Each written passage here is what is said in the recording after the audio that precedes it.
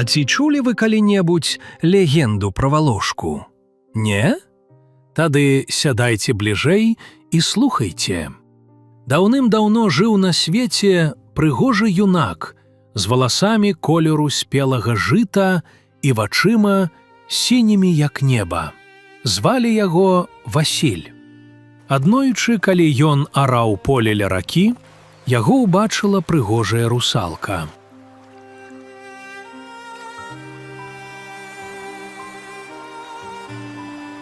Яна закахалася ў яго без памяці і пачала кожны дзень выплываць на бераг, каб палюбавацца ім.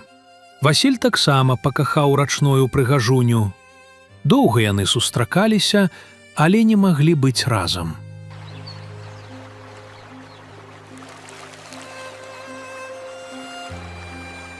Русалка клікала яго ў сваё падводнае царства.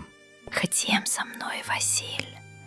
Ты будзеш жыць у крыштальным палацы, есці жэмчуг і спаць на ложку з водарасцей».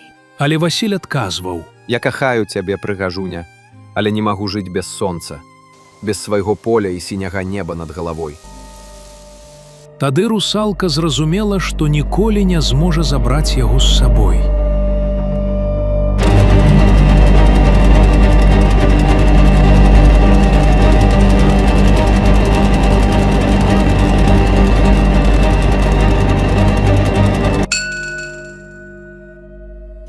У роспачы яна ператварыла яго ў кветку, такую ж сінюю, як яго вочы.